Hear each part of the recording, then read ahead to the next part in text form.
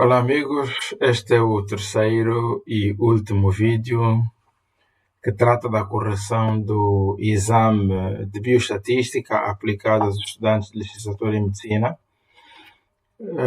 Já analisamos a pergunta número 1, analisamos a pergunta 2, a pergunta 1 foi sobre correlação-regressão, a pergunta 2, análise de variabilidade, e neste vídeo vamos falar da pergunta 3, que tem como tema principal o teste de Q quadrado.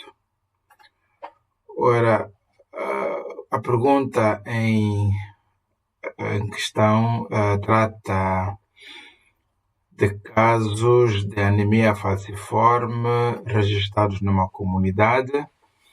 Temos uma amostra de 45 casais estudados, eles portadores do gene da doença, e que, considerando que cada casal apenas teve um filho, estamos a falar então de uma amostra de 45 descendentes, dos quais 7 são doentes, 5 são normais e os restantes são portadores do gene. Ora, pedem-nos nas 3 alíneas, primeiro para calcular as frequências esperadas, fazer uma leitura comparativa das frequências observadas e das frequências esperadas, e depois calcular o valor de Q quadrado e fazer a interpretação para responder à pergunta sobre a existência de significância na diferença entre as frequências observadas e as frequências esperadas. Ou seja, há aqui preocupação, motivos para preocupação ou não. Vamos primeiro entender todo o cenário que envolve esta amostra, ou seja, é preciso, em termos de teoria, saber do que se trata. Estamos em presença de um teste de Q quadrado na vertente teste de uniformidade de frequências.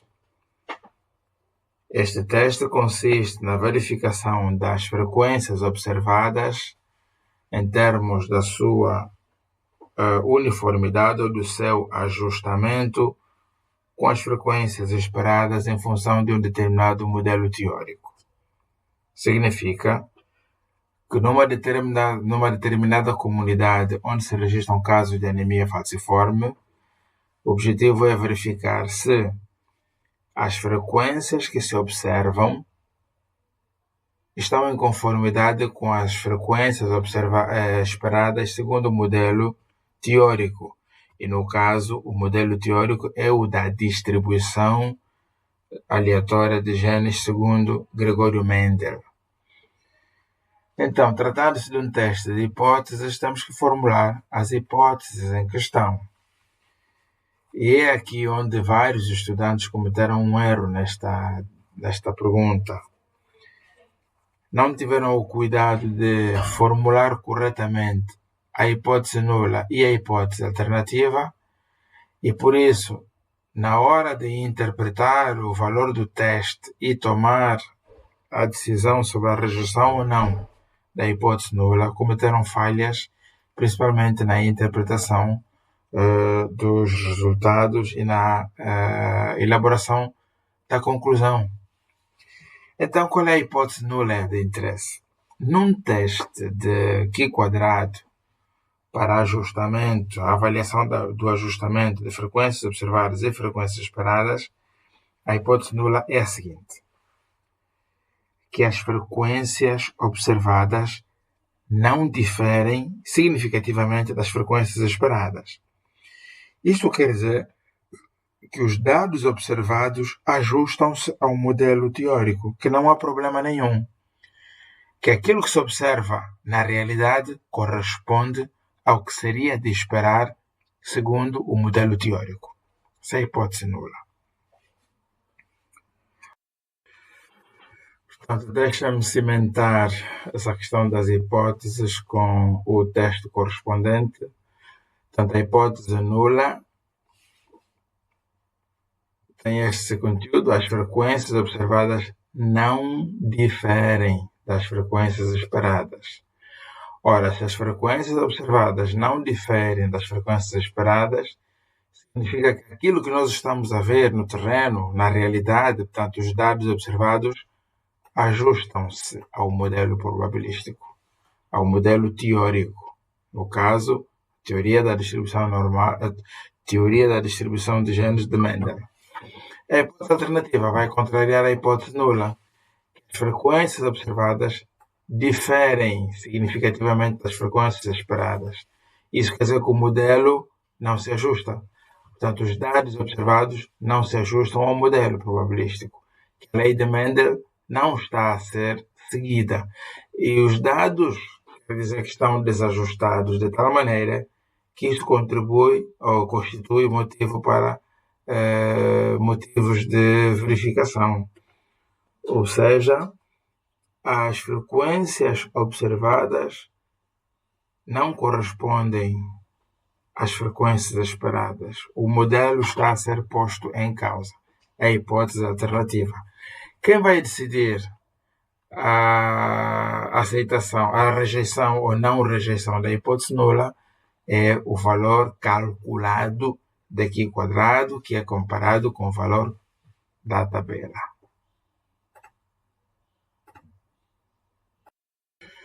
Depois de feita toda esta abordagem teórica que visa entender todo o exercício, vamos então passar para os cálculos. Vamos começar pela linha A, calcular as frequências esperadas. Vamos começar por lançar as frequências observadas na tabela. Ora, nós temos 7 descendentes doentes, 5 normais e os restantes são portadores do gene. Portanto, nós temos 3 categorias. As categorias são doentes, normais e portadores. Quais são as frequências? Nós temos 7 doentes, 5 descendentes normais, 7 mais 5, 12, são 45 no total, os restantes são 33 portadores. Para calcular as frequências esperadas, precisamos determinar as percentagens de acordo com o modelo teórico. Ora, o modelo teórico de Mendel dispõe ou estabelece que são 25% de doentes, portanto 0,25. Os normais são também 25%, portanto 0,25. E os portadores ocupam 50% de percentagem, ou seja, 0,5.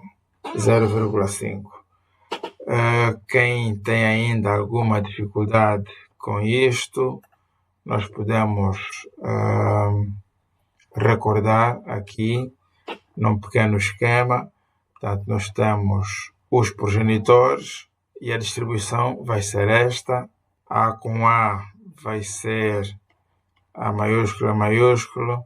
Este cruzamento vai dar esse resultado e este vai dar o resultado idêntico e depois, por fim, este. E a distribuição percentual, temos 25% e aqui temos 50% e finalmente aqui 25%. Portanto, 0,25, 0,5, 0,25. Voltamos à nossa tabela. São estes os valores percentuais. Ora, vamos transformar esses valores percentuais, nesse caso valores decimais, em valores absolutos, fazendo os cálculos devidos. Ora, para transformarmos estes valores em essas percentagens em valor absoluto, precisamos multiplicar este valor pelo tamanho da amostra. A nossa amostra é de N igual a 45. São 45 descendentes. Então, quantos descendentes são 25% de 45? Portanto, é 45 multiplicado por 0,25. Portanto, 0,25 vezes 45. Aqui, idêntico, 0,25 vezes 45. E aqui também 0,5 vezes 45. Quais são os resultados? 11,25. De igual maneira, 11,25. E, por fim, para os portadores, 22,5. Estas são as frequências esperadas. Nós temos frequência observada 7,533, frequência esperada 11,25, 11,25, 22,5, ou seja, 11, 11, 22,5 ou 23. Depois de calculadas as frequências esperadas, vamos responder à linha B, que pede que façamos uma leitura comparativa e interpretativa das frequências observadas e as frequências esperadas. Ora, o que é que se nota? É que a tendência de haver um total desajuste entre as frequências observadas e as frequências esperadas.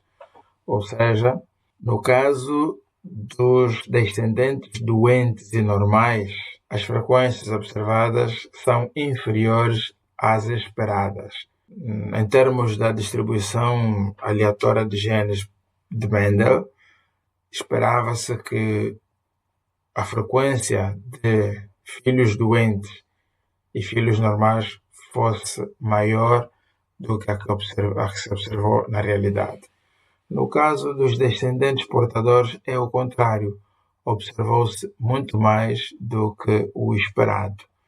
Ora, em resumo, nota-se aqui que tendencialmente há razões para começarmos a nos preocupar, porque as frequências observadas estão desajustadas em relação às frequências esperadas.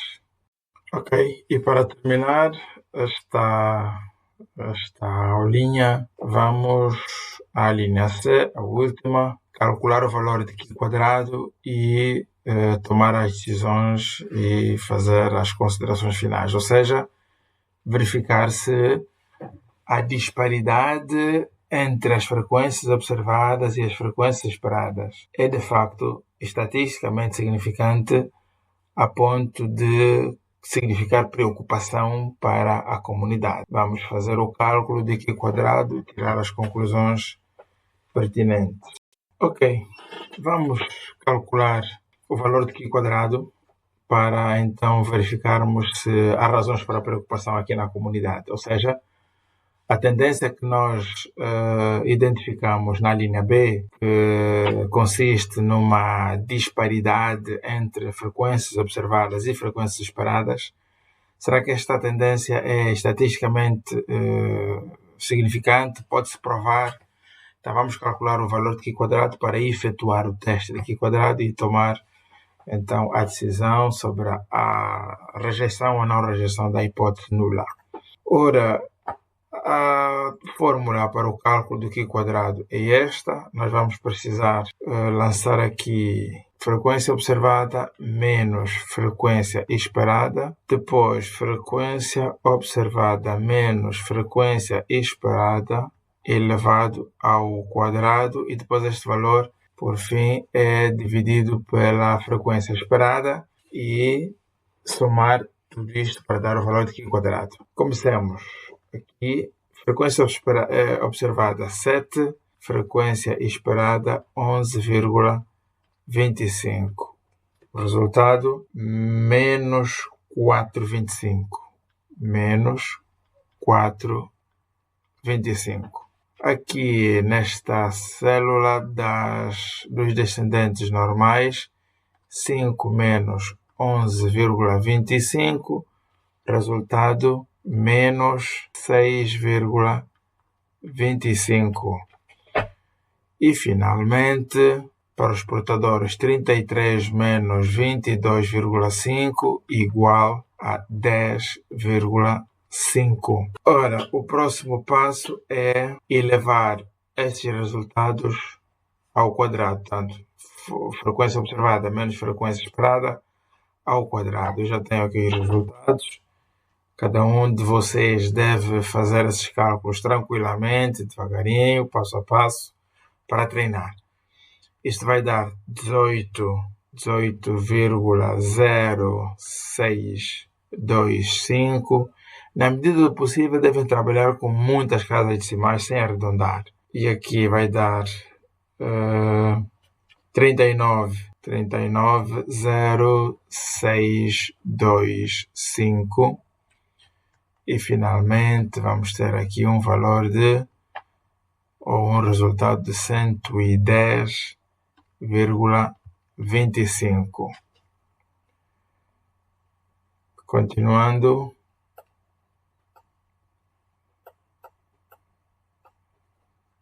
Vamos agora dividir frequência observada menos frequência esperada ao quadrado. Portanto, este valor a dividir pela frequência esperada. Significa que nós vamos dividir o 18,0625 a dividir por frequência esperada.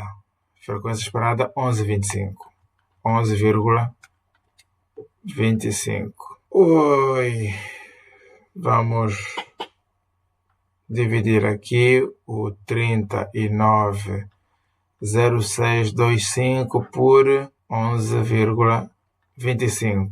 E, finalmente, o 110,25 por 22,5. Quais são os resultados? Para os doentes temos 1,6. Para os normais temos 3,47. E os portadores temos 4,9. Ok. Por fim, temos que somar todos esses valores, ou seja, somar 1,6 com 3,47 e 4,9. Isto vai dar 9,97. Este é o valor da estatística de teste. Portanto, Q quadrado. Trabalhar com a mesa digitalizadora não é fácil, mas espero que entendam, tenham a experiência ainda com isto. Portanto, o valor é 9,97. Valor calculado de Q quadrado. Estatística de teste. É este valor que vai ser comparado com o valor da tabela para decidir. Ok, vamos agora tratar da decisão. Depois de calcularmos o valor de Q quadrado, vamos tomar a decisão sobre a rejeição ou não rejeição da hipótese nula. Ora, o valor calculado é Q quadrado igual a 9,97. Na tabela dos valores de Q quadrado, sabemos que precisamos de calcular os graus de liberdade. E, segundo a fórmula, graus de liberdade para um teste de ajustamento é igual a K menos 1. K é o número de categorias. Nós temos 3 categorias, portanto, descendentes doentes, normais e portadores. Portanto, 3 menos 1 igual a 2. Ora, vamos comparar o valor calculado com o valor da tabela. Regra de decisão. Rejeita-se a hipótese nula se o valor calculado for maior que o valor tabelado. E conclui-se com a margem de erro correspondente. Conclui-se o quê? Conclui-se que as frequências esperadas e as frequências observadas têm disparidade entre si, o que significa que o que se observa não se ajusta ao modelo teórico. A hipótese nula é esta. As frequências observadas não diferem das frequências esperadas. Vamos à tabela. 9,97. Nosso valor calculado, 9,97 graus de liberdade 2. Aqui muitos estudantes erraram. 9,97 a graus de liberdade 2. Vamos lá. 4,61. Valor calculado é maior. 5. Valor calculado é maior. 7. O valor calculado é maior. 9,21. O valor calculado é maior. Portanto, o nosso valor calculado é 9,97. E chegados aqui a esse nível de significância de 0,01, que é 1%, o nosso valor calculado ainda é maior. Só não é maior a 0,5%, que é 0,005. Portanto, não podemos decidir a esse nível, mas podemos, naturalmente, decidir ao nível de 0,01, ou seja, 1%. Que decisão? Decisão que a hipótese nula deve ser rejeitada. Ou seja, a diferença entre as frequências observadas e as frequências esperadas é de tal forma significante que implica que o modelo de Mendel não está a ser observado, ou seja, as frequências observadas não se ajustam ao modelo de Mendel. Portanto, há razões, sim, de haver preocupação na comunidade. Quer dizer que o número de casos de anemia falciforme que está a acontecer na comunidade não se ajusta ao modelo de Mendel. Está a acontecer alguma coisa. Na realidade, se isso fosse real, é um exemplo fictício, mas se fosse real, isso haveria de significar que teríamos que fazer uma investigação profunda para chegar às causas do fenômeno. Concluindo, rejeita-se a hipótese nula porque o Q quadrado calculado é maior que o Q quadrado da tabela, com uma margem de erro de 1% e margem de certeza de 99%, podemos afirmar que o modelo de Mendel não se ajusta, ou as frequências observadas na comunidade não se ajustam ao modelo de Mendel. Portanto, as frequências observadas e as frequências esperadas têm diferença significante entre si. E assim terminamos a abordagem do Q quadrado e com isso também a correção de toda a prova. Eu desejo bons momentos de aprendizagem a todos os estudantes que ainda vão ter que se preparar para o exame de recurso, a todos os outros que por acaso chegarem a essa videoaula, apreciem, façam os vossos comentários, deem um like, inscrevam-se no canal e comentem, tá? Façam as vossas críticas. Tchau!